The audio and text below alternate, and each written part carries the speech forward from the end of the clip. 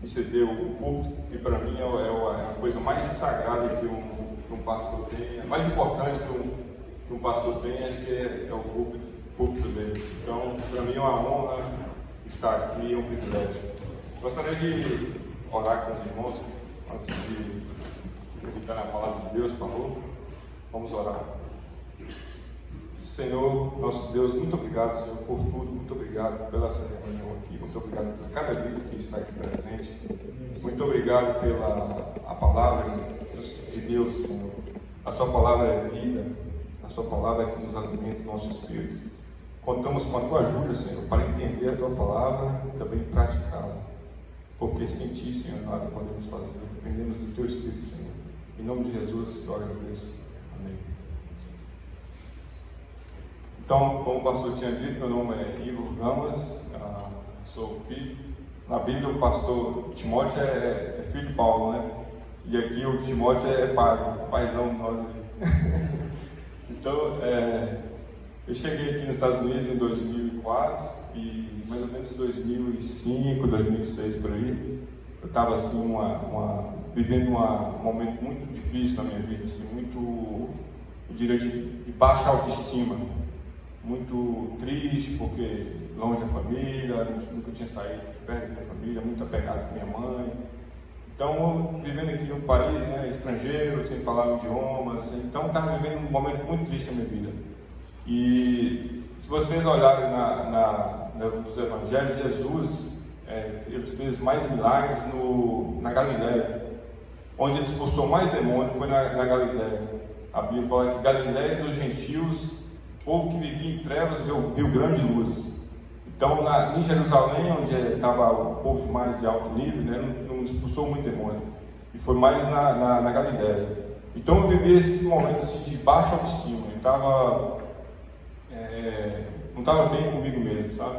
E toda vez que eu ia dormir, eu sentia uma opressão assim, espiritual, alguma coisa tentando tomar o meu corpo. Eu tinha na minha mente o que estava acontecendo, só que eu não tinha poder de mover o meu corpo. Eu senti que tinha alguma coisa espiritual tentando entrar, tentando tomar a minha mente, tentando tomar o meu corpo, mas eu não tinha poder. Isso durava mais ou menos 2 minutos toda noite. Aí eu acordava assim, desesperado, e meu Deus, o que é isso? Que coisa, que sensação ruim é essa? E às vezes eu tinha medo até de dormir. Acontecia tão frequentemente que eu tinha medo de dormir. Então, a noite foi feita para descansar, né? Eu tentava dormir e não conseguia. E aquilo era muito frustrante para mim. E aí, eu orava. Eu não fui de lar evangélico, não aprendi a Bíblia, não sabia muito sobre Jesus. Mas fazia as minhas orações, mas sempre continuava acontecendo, essa opressão que acontecia toda noite. Aí um dia eu fui na Cliffside Park, na casa de uma amiga minha lá e lá tinha um amigo meu também que morava lá, o nome dele era Lázaro, e ele me comentou, ele falou: rapaz, tem uma igreja aqui em Cliffside Park, muito boa, do pastor Timóteo, você deve ir lá, tipo, ir lá. E aí quando eu cheguei, eu fiquei impressionado com como é que o pastor pregava, porque o pastor não fugia de assunto da Bíblia, ele pregava a Bíblia com uma clareza, assim, uma coisa impressionante. Ele lia cada versículo ali e explicava com aquela. Eu falei: rapaz, esse pastor está com muito. Ele explica a Bíblia mesmo. Então eu fui na igreja do pastor e ele, nesse mês, quando estava lá, ele estava pregando sobre o livro de Judas. E aí ele chegou numa parte do versículo do capítulo de Judas, onde o pastor falou assim que quando Moisés morreu, o anjo Gabriel e o diabo entraram na disputa para ver quem ficaria com o corpo de Moisés. Provavelmente, né, o anjo foi levar o corpo de Moisés para que o corpo não seja idolatrado, né, pastor, pelos judeus.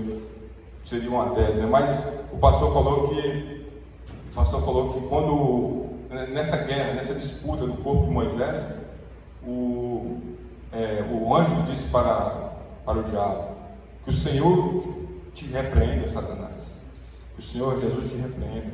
Aí eu fiquei com aquilo na cabeça: o Senhor Jesus te repreenda. aqui na mente, a noite toda. O Senhor Jesus te repreende.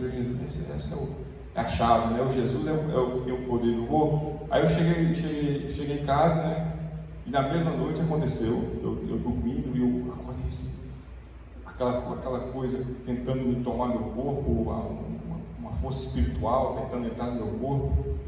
E então eu acordei assim. Aí eu lembrei das palavras do pastor Timóteo e eu acordei e falei bem alto. Falei que o Senhor Jesus te repreende. Aí depois disso nunca mais aconteceu. Eu falei, Jesus tem poder. Jesus tem poder. E eu voltei para a igreja e logo em seguida o pastor fez um apelo e eu lembro que foi 11 pessoas que se converteram. Eu tenho o CD até hoje guardado. Aí ele fez o apelo, eu fui para lá na frente, ainda aceitei Jesus. E desde então eu continuo na igreja. Lá eu casei, como o pastor diz, entendeu? Eu fui aprender a palavra e tudo que eu aprendi, a maioria do que eu aprendi foi com o pastor, foi tudo que eu aprendi na Bíblia, foi com ele. Então eu sou muito grato a Deus pela igreja, pela vida do pastor. Como o pastor disse, nesse dia que eu aceitei Jesus, eu lembro que foi umas 11 pessoas. Pode até ser que essas pessoas não ficaram lá na igreja, mas o importante é que foram ganhas para o reino de Deus. E a maioria estão dentro do reino de Deus. Então é motivo de vitória, de glorificar a Deus por causa disso. Eu sou muito grato pela vida do pastor, pela igreja que foi plantada no Estado de Parra. E glória a Deus por isso. Jesus me salvou e eu compreendi que Jesus, só o nome de Jesus tem o poder sobre o espiritual, sobre o demônio. E o nome de Jesus é poderoso. Então, esse é a minha, como eu se converti, esse é o meu testemunho. E essa noite eu gostaria de refletir um pouco a palavra de Deus com vocês. O pastor disse para mim pregar, então vamos estudar, né, pastor? Tem que... Então está aqui, eu queria falar sobre a vida de Elias. Quem foi o profeta Elias? O nome Elias, ele significa Javé é o meu Deus. Esse é o nome de Elias. Elias também é reconhecido pela sua bravura. Ele é um homem que não tinha medo de pregar contra o pecado. E Jesus disse que João Batista é Elias. Aí você fala, mas como é que João Batista é Elias? Será que ele é a reencarnação de Elias? Não. A Bíblia não fala de reencarnação, não dá nenhuma margem para isso. A Bíblia fala de ressurreição. Está lá em Lucas, no capítulo 1, onde fala que João Batista viria no poder de Elias, no espírito e no poder, ou seja, com as mesmas características. Então, eles eram bem parecidos. Exteriormente, os dois usavam uma roupa de camelo, de pele de camelo, viviam no deserto. E também a mensagem interiormente era igual. Os dois pregavam arrependimento. João Batista pregava o arrependimento, que as pessoas tinham que se arrepender dos seus pecados e converter. E Elias também pregava, chamava Israel ao arrependimento, porque estava seguindo a Baal. Então os dois eram bem parecidos. E eu gostaria de compartilhar aqui sobre um pouco da vida de Elias, no capítulo de 1 Reis, vocês têm na Bíblia, por favor. 1 Reis 18 e 19.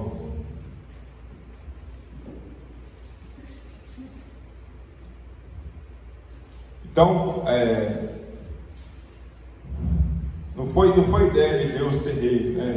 Foi ideia do povo. Primeiro rei Saul, depois rei Davi. Salomão começou muito bem, só que ele deixou se corromper pelas as mulheres que ele teve 1000 mulheres, e já no final da vida dele já não estava servindo integralmente a Deus.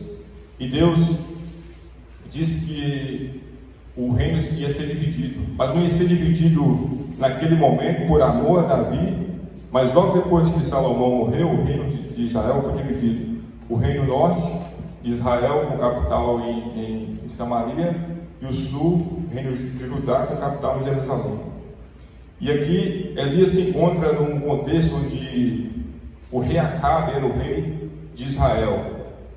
e o rei Acabe, casado com Jezabel, filho de um rei de um reino vizinho, onde eles cultuavam o deus Baal. O deus Baal eles atribuíam a chuva, a fertilidade ao deus Baal. Então o rei Acabe, provavelmente o rei mais iníquo, né, do Antigo Testamento, depois de Manassés, acho que não teve nenhum rei pior do que rei Acabe, foi capaz de matar um homem, no caso de uma vinha que o Nabote tinha herdado, e ele incitou a nação de Israel a adorar Baal, e eles atribuíam, como eu tinha dito, a chuva a Baal. Então, Elias, o que Elias fez? Elias falou: já que vocês estão atribuindo a chuva a Baal, eu vou dizer que não vai ter mais chuva. Então Elias orou e não teve mais chuva, 3 anos e meio sem chuva, e o povo vivia naquela época do que produzia na terra. Então o povo estava passando necessidade, 3 anos e meio sem chuva, e depois de 3 anos e meio, mesmo assim, mesmo Elias mostrando o poder de Deus, o povo seguiu incrédulo, não acreditou. Então o que Elias fez? Ele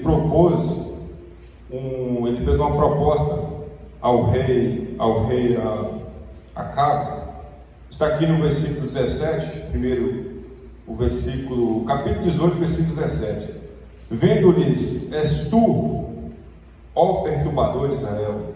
Acabe chama a Elias de perturbador. O homem, quando está no pecado, ele culpa todo mundo, menos ele. Ele nunca tem culpa de nada. Se você perguntar hoje, a maioria das pessoas que não está na igreja hoje, por que eles não estão dentro da igreja, eles vão sempre colocar a culpa no pastor, na igreja, nos irmãos da igreja.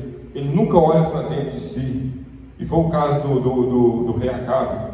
Quando ele viu Elias, ele chamou Elias de perturbador, sendo que ele que era o perturbador. Ele que estava, a seca estava na nação por causa dele. Ele era que tinha corrompido a nação, e ele chama Elias de perturbador. Então Elias encontra com Acabe, e o que Elias propôs? Elias diz no capítulo 18, 19: agora, pois, manda juntar a mim todo Israel no Monte Carmelo, como também os 450 profetas de Baal e os 400 profetas do poste ídolo, que comem da mesa de Jezabel. Então veja só, Elias sozinho, mais 450 profetas de Baal, mais 400 profetas do poste ídolo, sem contar o povo em cima do muro, sem saber para que lado que ia, povo pagão e supersticioso. Então você imagina, Elias sozinho encarou 850 profetas, mais o povo todo. E o que a gente aprende aqui? Multidão não quer dizer que Deus está presente. Igreja grande não quer dizer que Deus está naquela, e a igreja pequena Deus não está. Elias estava sozinho contra 850 profetas, e Deus estava com Elias. Os 850 profetas eram de Baal. A igreja de Laodiceia era grande, tinha dinheiro, tinha riqueza, tinha tudo, mas Jesus disse que ele estava lá de fora batendo na porta.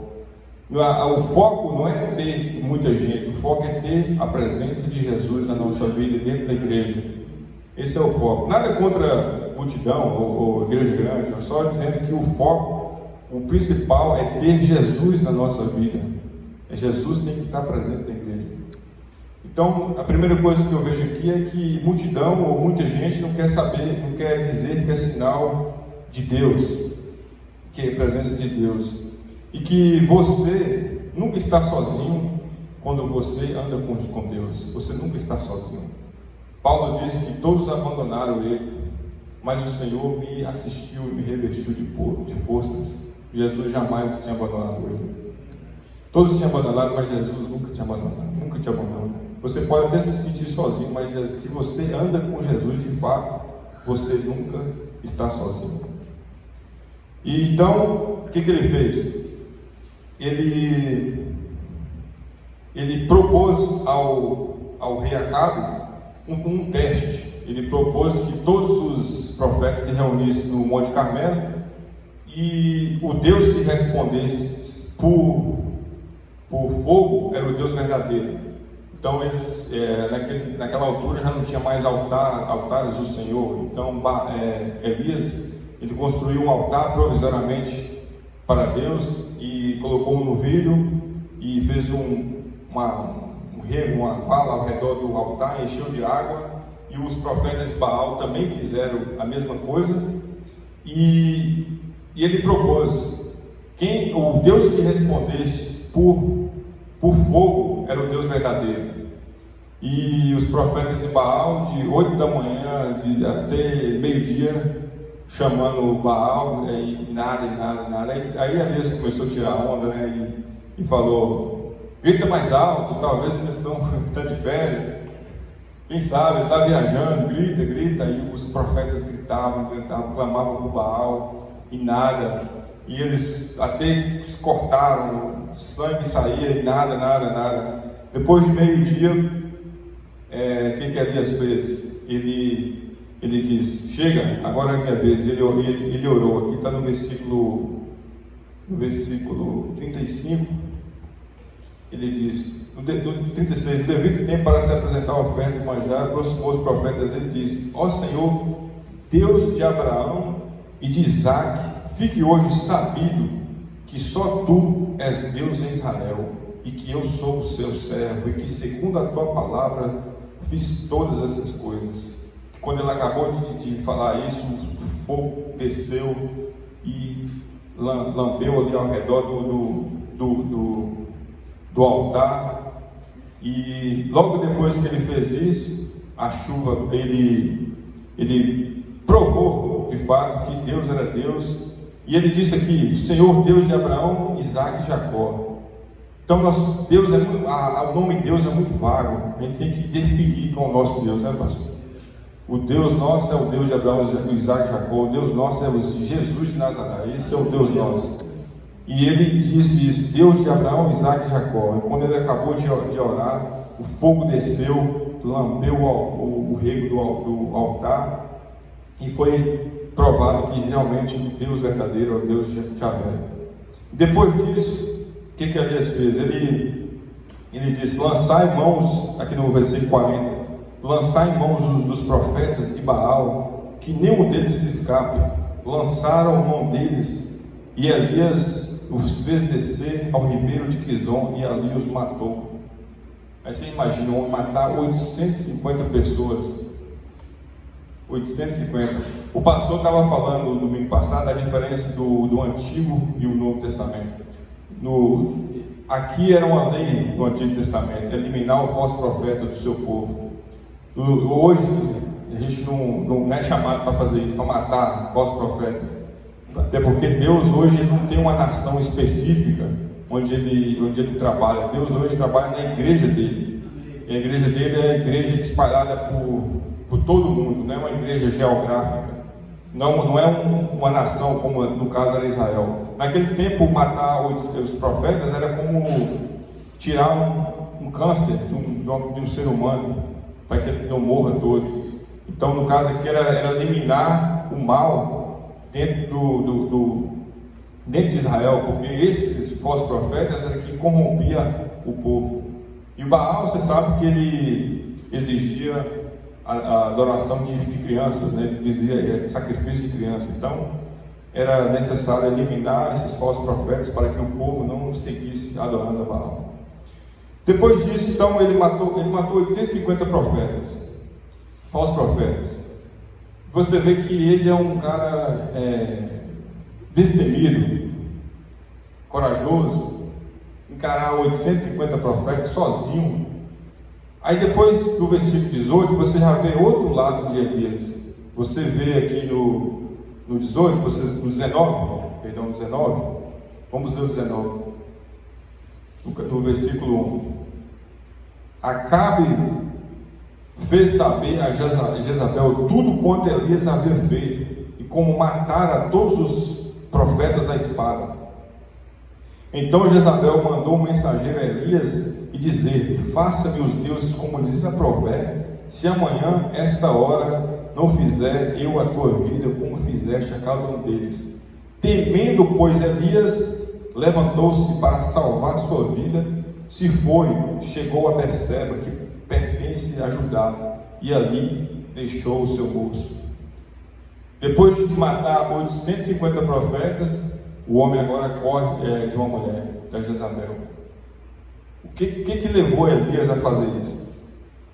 A primeira coisa que eu aprendo aqui é que depois de momentos gloriosos, vem as grandes tentações. O pastor estava falando que uma vez a gente estava depois do 40 dias de propósito, quando a igreja estava muita gente, aconteceu vários milagres em 40 dias de propósito, o diabo usou 2 irmãs para criar contenda. Então, o que eu aprendo aqui é que sempre depois de momentos gloriosos, sempre vem os problemas, as tribulações. Jesus, depois da transfiguração, ele encontra com um homem possesso. Pedro, depois de dizer, tu és o Cristo, Filho de Deus vivo, logo em seguida ele diz, você não vai para a cruz. E Jesus diz, arreda Satanás. Eu estava conversando com um pastor essa semana, ele falou para mim que o pior dia para o pastor é na segunda-feira, porque a segunda-feira ele se sente que ele já cumpriu o papel dele no domingo, ele já fez tudo, ele já orou, ele já passou o dia todo lendo a Bíblia, passou o dia todo estudando, orando, pregou, pessoas se converteram. Na segunda-feira, já fiz muito domingo, então ele não ora, não lê a Bíblia. É o dia mais vulnerável para um pastor, é na segunda-feira. É depois do sentimento de missão cumprida. Foi o caso de Elias. Ele achava que depois que ele cumprisse a missão dele, provasse a Israel que Deus era de fato Deus, ele não ia ter mais problema. E foi ao contrário, Jezabel passou a persegui-lo.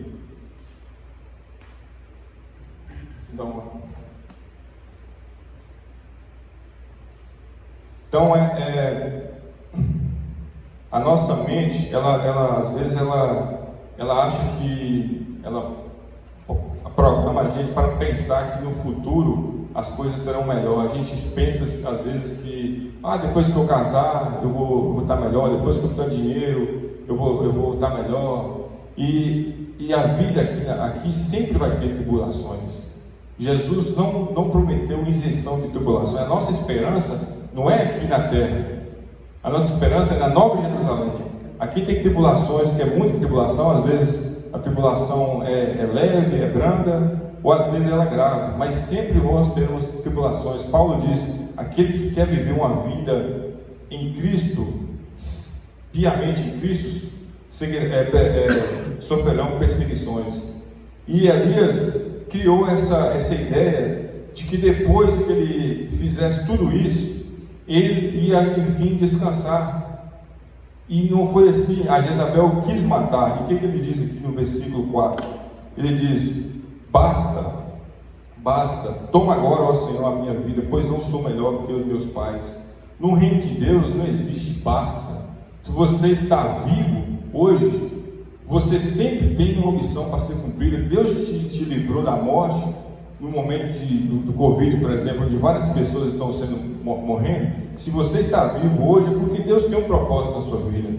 Se você tem uma missão ainda para ser cumprida no reino de Deus, o reino de Deus, você não tira férias no reino de Deus. Você não precisa de Deus só no domingo. Você precisa de Deus a cada minuto, a cada segundo da sua vida. Você precisa do Senhor Jesus. É o tempo todo.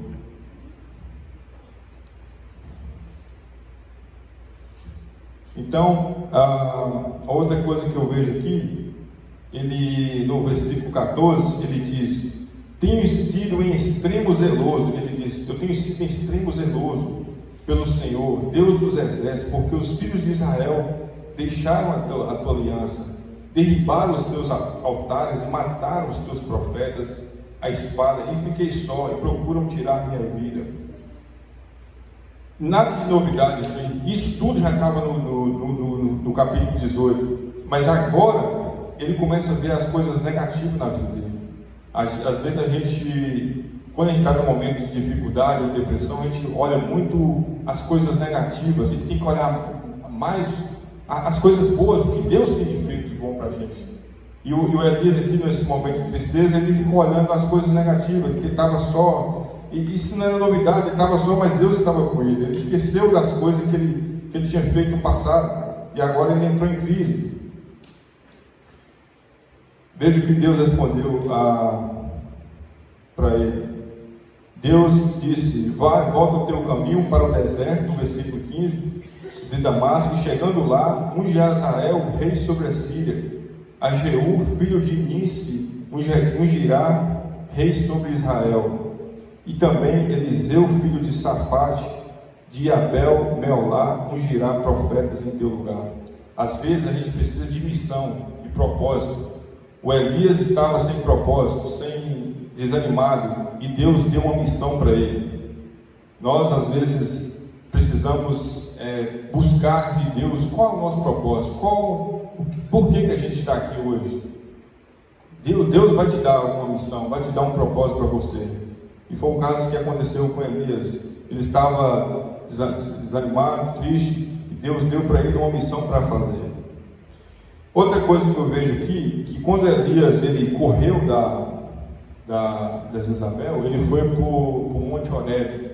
O Monte Horebe foi o monte onde as tábuas da lei foram entregues a Moisés. O hebreu é aquele que anda, aquele que está movendo, é o imigrante. Ele volta para o passado, ele volta para o início da fé, lá em Moisés. Então, nós, às vezes, quando você está pensando muito no passado, tem alguma coisa errada contigo. A gente tem que olhar mais para o futuro, pensar no futuro. No carro, o retrovisor é desse tamanho, pequeno, porque o retrovisor, o passado não é destino, é referência. O para-brisa que é grande, é o nosso destino, é mover para frente. O Elias, no momento de crise, ele volta para trás, ele vai lá para o Monte Horebe. Muita igreja hoje está voltando para trás, né, pessoal? Voltando para a lei de Moisés. Nós estamos chamando para ir para frente, para andar adiante, seguir para Nova Jerusalém. E ele diz no versículo 18: também conservei em Israel 7.000, todos os joelhos que não se dobraram a Baal, e toda a boca que não o beijou. Como o pastor disse, a igreja de Jesus sobrevive em todos os tempos da humanidade, até na época que é chamada o período das trevas, onde a igreja católica dominava o mundo. Deus tinha os seus adoradores. Deus não fica sem os seus adoradores. Em toda a história da humanidade, Deus sempre preserva aqueles que não se dobram ao joelho a Baal. Aleluia por isso. Então, meus irmãos, eu vou concluir, que nós possamos ser pensar mais positivo, e que você olhe a sua vida hoje. Será que as tribulações que você está sofrendo agora, será que você já não venceu no passado isso?